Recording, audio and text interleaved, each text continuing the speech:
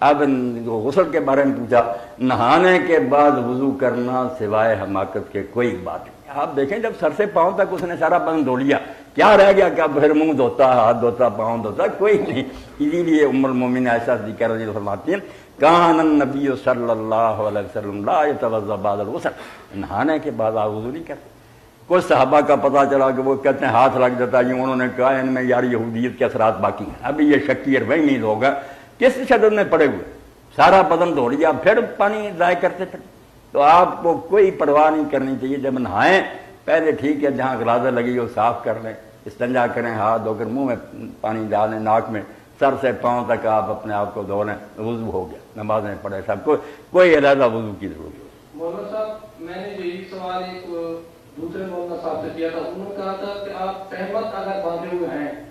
تو پھر تو آپ کو وضو کی کوئی ضرورت نہیں ہے، جیسے آپ غسل خانے باندھے ہیں اس کے بعد آپ کو وضو کی ضرورت ہے کیونکہ آپ اس میں لگے ہوتے ہیں۔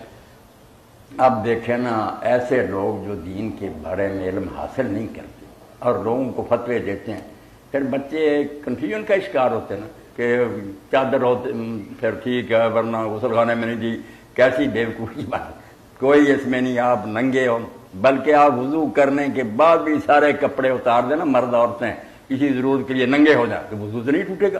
یہ وضو توڑنے والی کوئی چیز ہے اس میں؟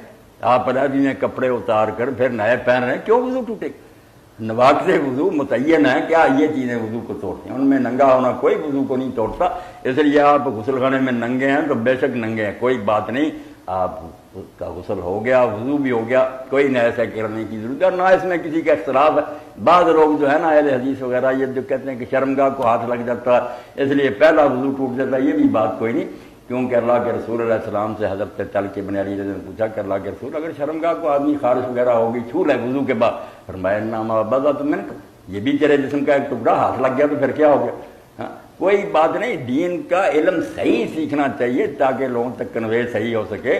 ورنہ عجیب ہی بات ہوگی نا، پریشان لوگ کہ مولوی صاحب نے یہ کہہ دیا ہوتا ہے۔ تو دین کے بارے میں مکمل علم حاصل کرنے کی کوشش کریں، آپ ان پر نہ خود بھی دیکھیں، اب تو اردو میں بہت کتابیں ہوں گی، انگریزی میں ہوگی،